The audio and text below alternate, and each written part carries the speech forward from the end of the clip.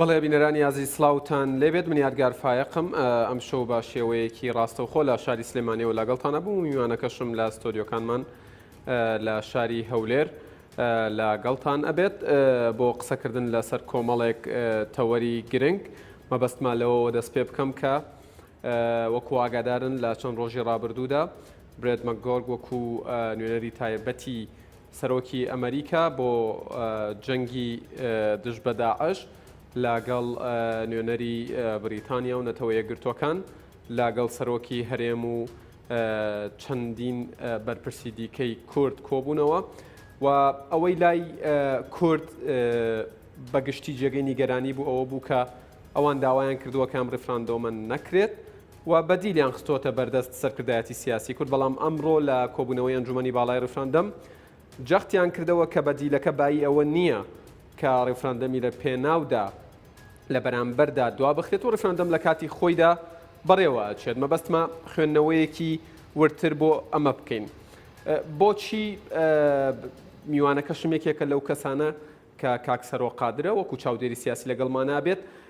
گومانیان هەیە لە جوڵەکانی مەکگۆرگ لەم ناوچەیە گومانەکە لە چییەوە سەرچاوی گرتو و مەکگۆرگ بەنیازی چییە؟ ناوە گوێمان لێ بێ حکوومەتی عێراقی و ئێران و تورکیا و هەندێک وڵاتی دیکەڵێن با ڕفراندەم نەکرێت و وەکو دەریشیەخەن لە خەمخۆرییانایە بۆ کورد. ئایا ئەوان هێندە دڵسۆزی کوردن کە کورد لا لە داواکاریەکانیان بکاتەوە و مەبەستمەوە بزانم کە ئەو زەمانەتەی کە سەرکردایەتی سیاسی کورد لە ئێستادا عەوداڵیەتی و ئەوێ بەدەستی بێنێت بەر لە 25 مانگ چییە؟ و باسێکی دیکە ئەوەیە کە ئەوترێت ئەو کەسانەی ئەو لایەنانەی لە ناو ئەنجومەنی باڵای ڕفراندەم کە نوێنەرایەتی 80 کورسی پەرلەمانیەکەن وەکو پێویست لە بانگەشەی ڕفراندەم نابینرێن ئەوەی زیاتر ئەبینرێت سەرۆکی هەرێمی کوردستانە و ئەوەشی لە شارەکان خەریکی بانگەشەیە تەنها پارتی دیموکراتی کوردستانە و کەسی دیکە بەدی ناکرێت. ئەمە بۆچی من زیاتر ناڵم لە پێشەکێکە کاک سەرۆ قادر چالاکی سیاسی و هەروەها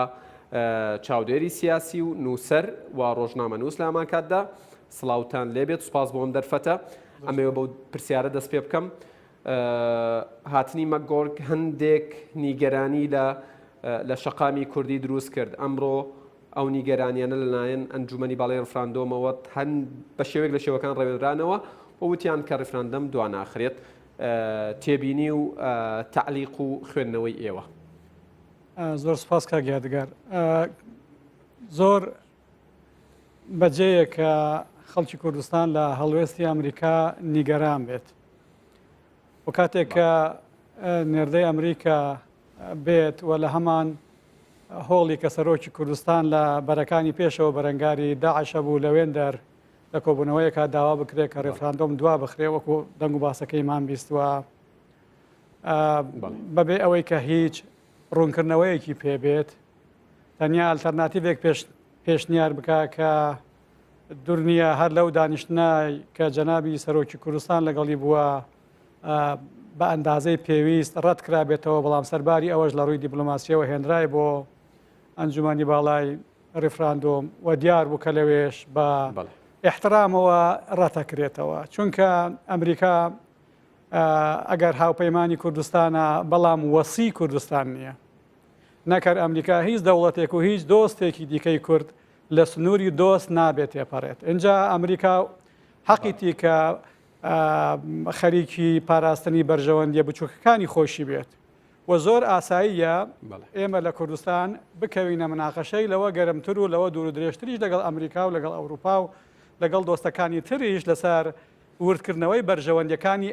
ئەوان و ئێمەش بۆ پاراستنی بەرژەوەندەکانی کوردستان. من پێم وایە سەرۆک بارزانی زۆر بەوردی و زۆر بەداهێنەرانە ئەم پرۆسەیە بەڕێوە ئابات بۆیە و سەرکردایەتی کوردستانیش کە ئێستا متەمەسلە لە ئەنجومەنی باڵای ڕێفراندۆم زۆر نیشتیمان پەروەرانە و زانایانە ئەم دراسەی ئەم پێشنیاری ئەمریکایان کرد و ڕەتیان کردەوە. ئێستا کورد لە یان کوردستان لە قۆناغێکی حەساسدا نیشانی دنیایدا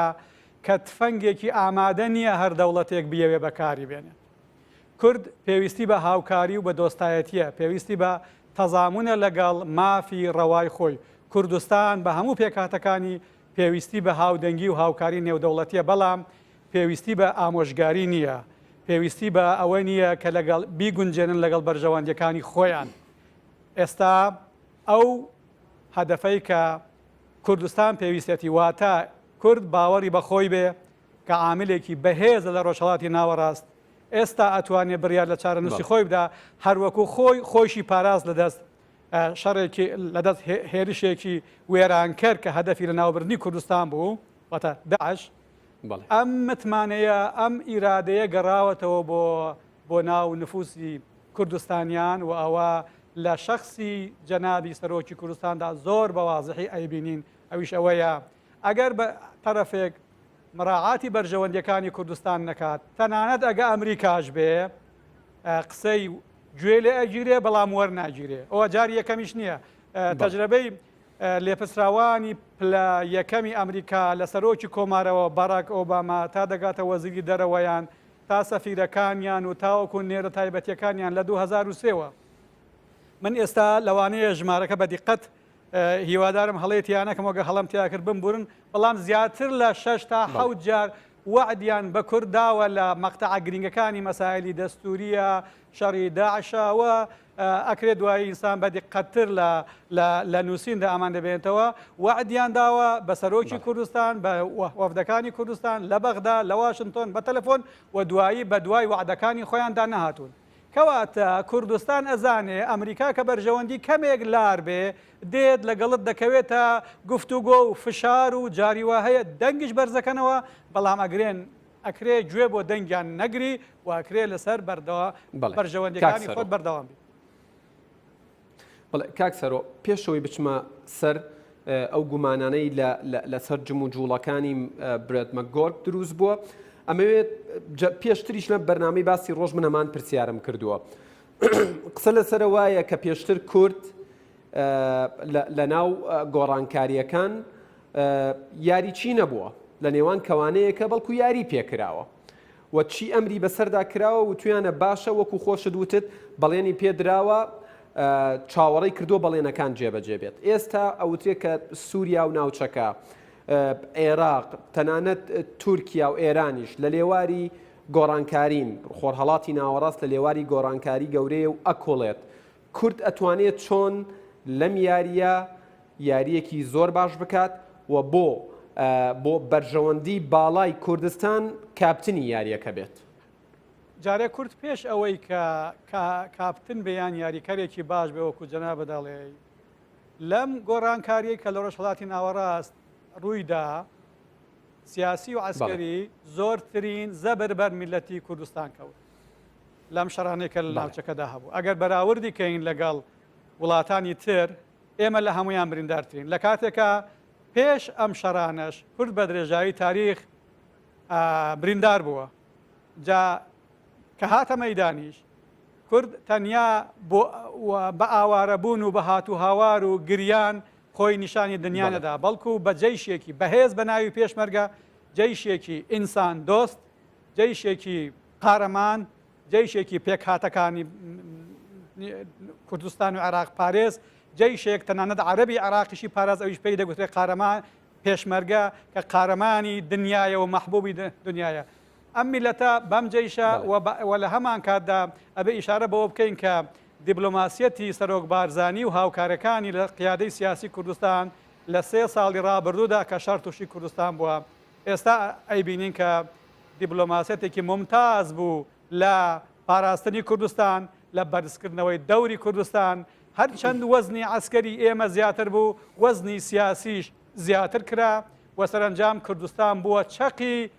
ئیحتیمام و گفتوگۆ و سەردانی سەرۆک و لێپرسراوانی عەسکەری و سیاسی جیهان و ڕێکخراوەکانی ئینسان دۆست،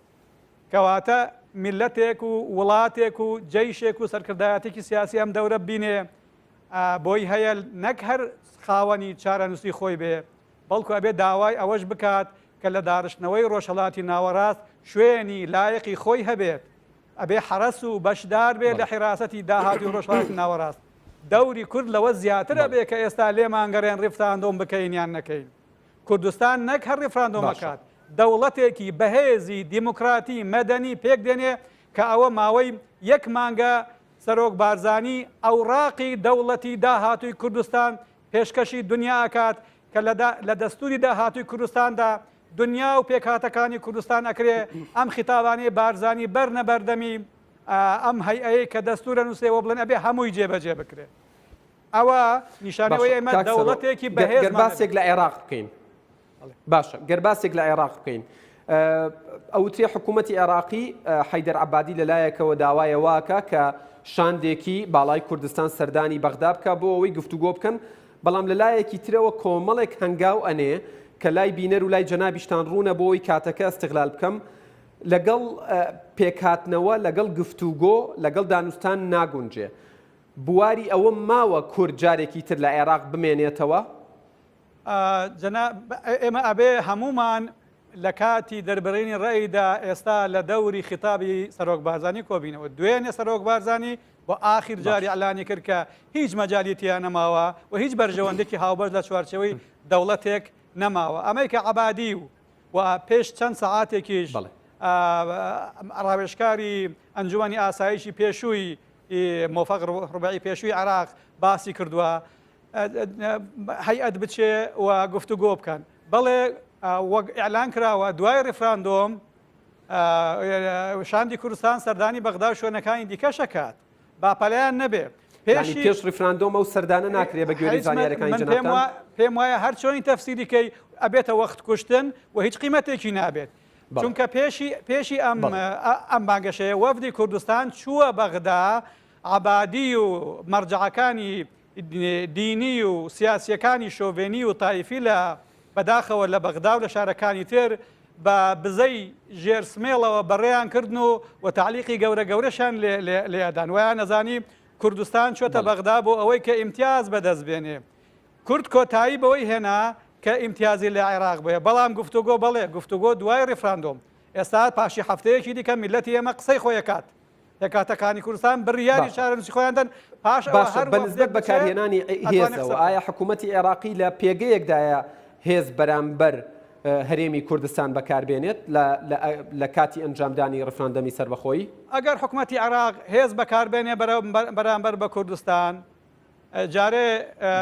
حەماقەتێکی گەورە ئەکات و نیشانەدا کە حکوومەتێکە لەسەر نەهج و کولتوری ئەنفال بەردەوامە و ئەوەش لە جیهانی ئەمڕۆدا کارێکی ئاسان نییە. ئەمە یەک. دووەم کوردستان ئێستا بەو هێزەی کە بەرامبەر بە داعش وەستاوەتەوە بەرامبەر بە هەر تەجاوز و پەلامارێک وەستێ کە کوردستانی واقعی ئێستا دەستی بۆ درێژ بکە. سێەم کورد دۆستی زۆر بەهێزی هەن. دۆستەکانی کورد و بە دەنگی خۆیان نەشارێتەوە هەرچەند جارێ بە تەواوی نەهاتوونەتە مەیدان. ئەگەر هەر دەستێک لە کوردستان بۆ شێندرێ من پێم وایە کورد بە قووەتی خۆی و بە قووەتی دۆستەکانی ئەم دەستوەشاندنە تا ناو پایتەختی عێراق پاڵپێوانێت. مبالغەم نەکردو ئەگەر ئەوەیان بڵێ. باش کاکسەرۆ چی بەنسبەت ناوچە کوردستانەکانی دەرەوە ئیدارەی هەرێمەوە؟ یعنی ئەوترێت لەوەتی ئیدارەی شارەکە لە کەرکووک بۆ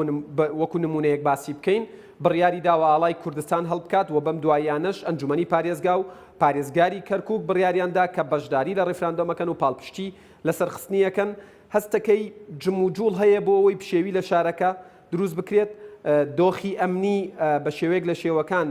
ناسەقامگیر بکرێت کە لەوەتی بەدەستی هێزی پێشمەرگەی کوردستانەوەیە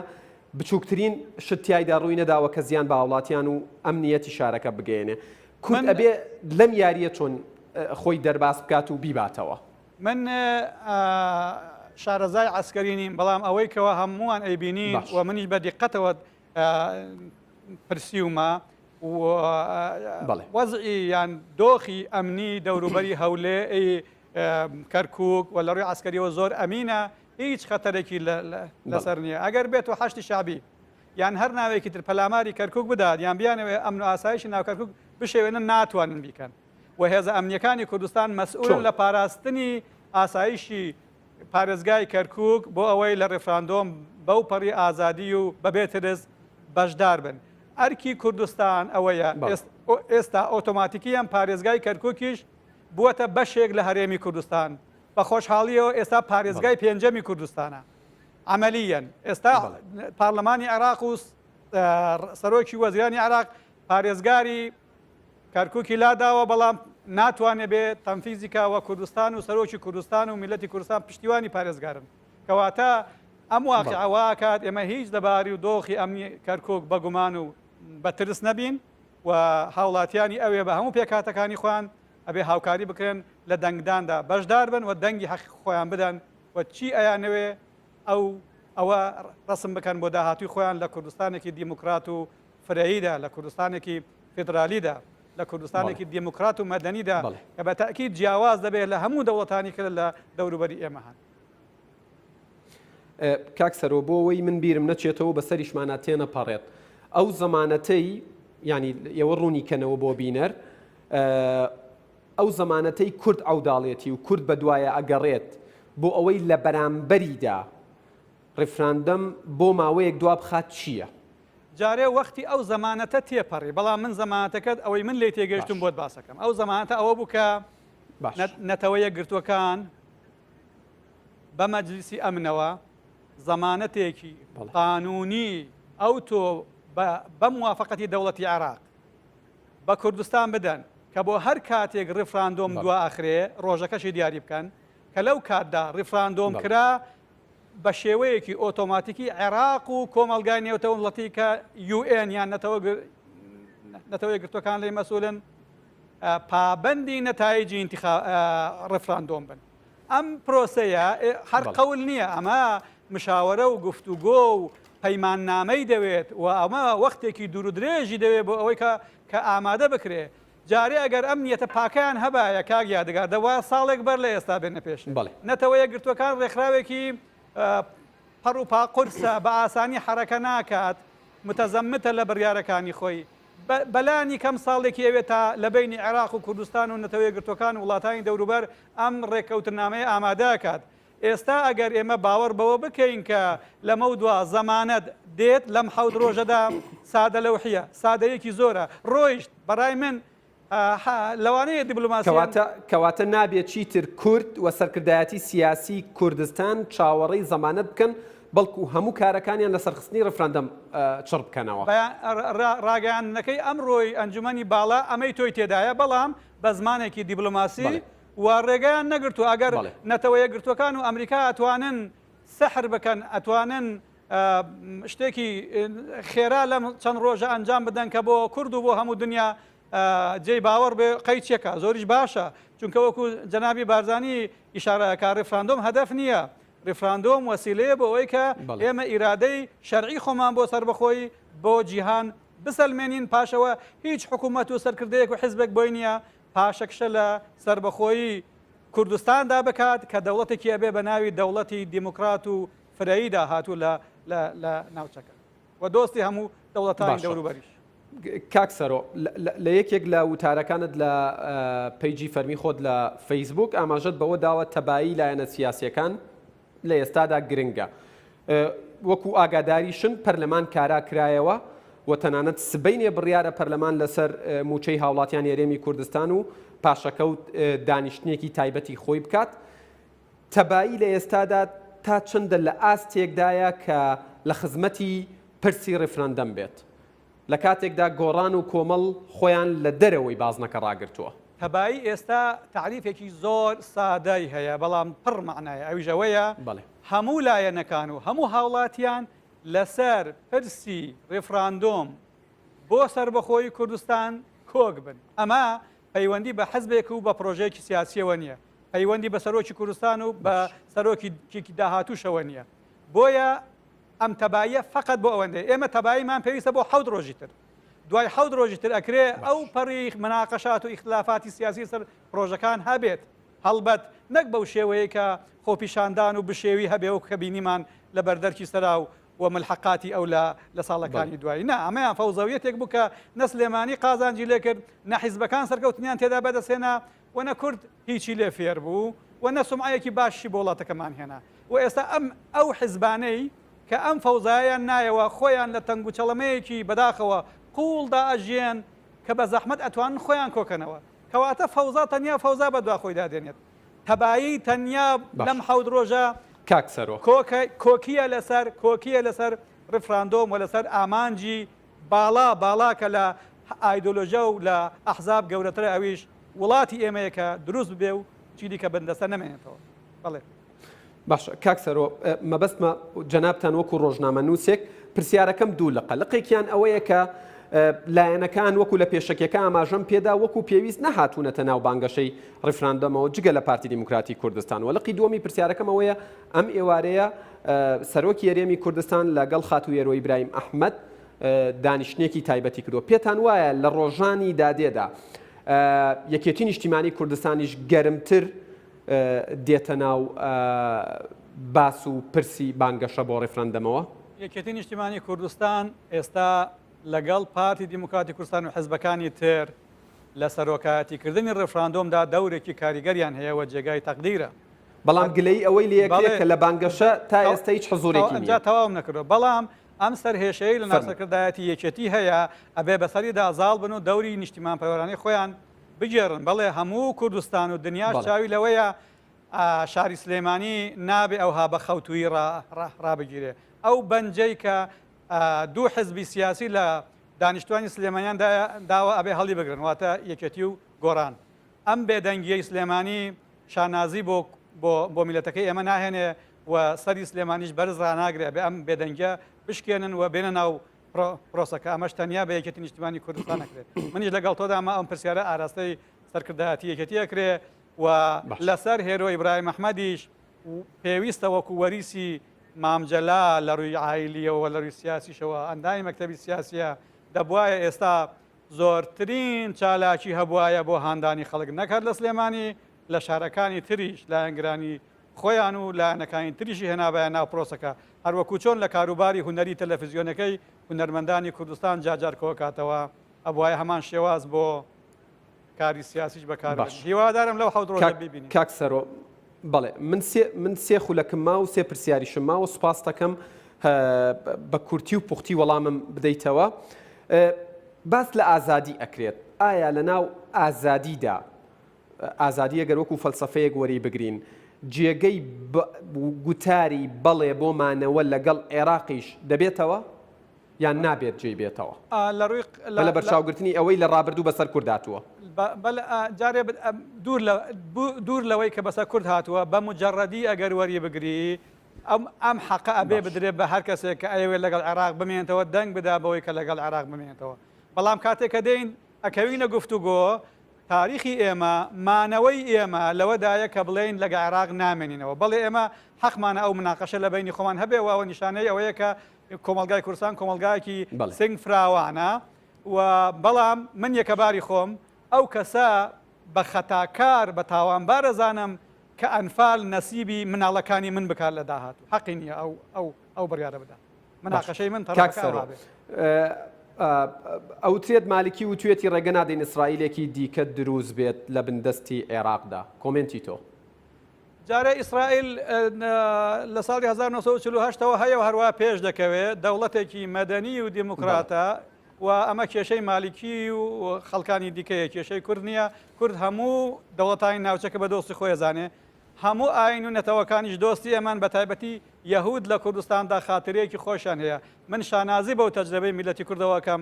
کە لە سەراسەری دنیا یەهود چاوسێنراونەوە بەڵام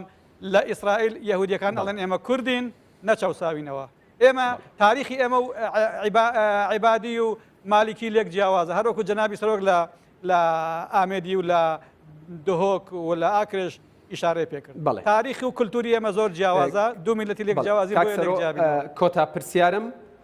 کۆتا پرسیارم ئایا ڕێفراندەم بە نسبەت سەرکردایەتی سیاسی کوردەوە ئامراز و وەسیلەیە یاخود کاتی فشارە زۆر بە کورتی وەسیلەیەکە بۆ سەربەخۆیی ئەوە تەوزیح دراوە ئەبەدەن کارتی فشار نییە کارتی لەوە بەهێزتر هەبوو نەگەر لە بۆ فشار بەکارهێنرابە بەڵێ کاکسەرۆ قادر چاودێری سیاسی لە هەولێرەوە لەگەڵمان بووی زۆر زۆر سپاس بۆ و دەرفەتەی بە ئێمە و بابینەرانت بەخشی زۆر سپاس کاگیادگار سەرکەوتوبی هەر بژین بەڵێ بینەرانی ئەزیز لێرەدا باسی ڕۆژ کۆتایی دێت ڕێزیادگار فایق و ستافەکەم لە شاری سلێمانی و لە شاری هەولێر قبول بکەن تا بەرنمەیەکی دیکە ماڵی ئێوە و کوردستان هەمیشە و هەردەم ئاوەدان بێت خواتان لەگەڵ.